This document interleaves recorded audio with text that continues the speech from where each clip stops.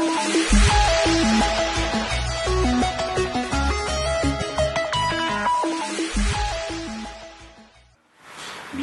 ny fivoriana fanotelony zany deuxième réunion zay andiniana manokana ny reconstitution ny FAD 15 les fonds africains de développement mariako kely aloha fa tany Abidjan no nisy ny fivoriana voalohany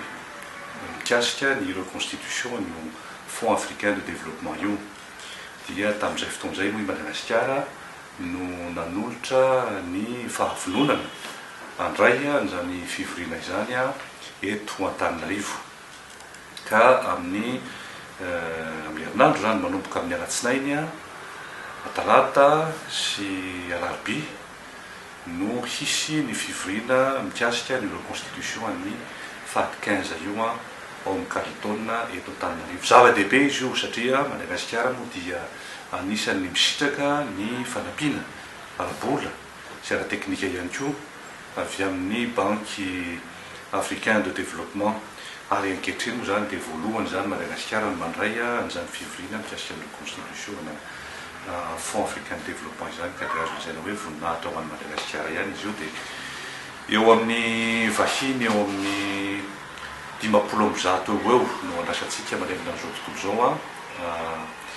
ary misy délégation européenne misy ny Amerika sy avy any Japon ihany koa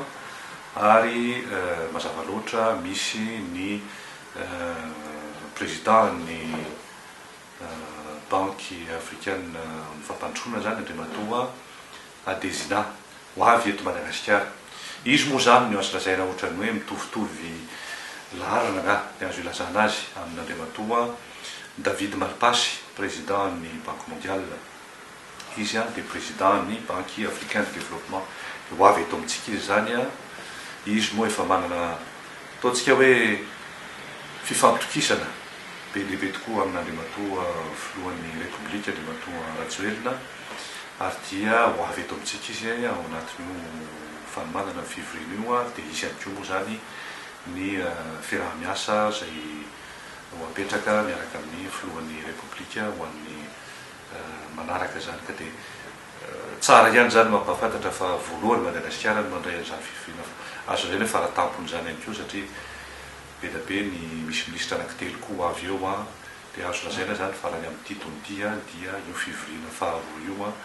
no mba tena ampisehoana ny Madagasikara fa efa tena vonona dia vonona tokoatsika andray ny andraikitra eo anivon'ny continent africaine zany dia zay ny tena zava-dehibe fampitanana.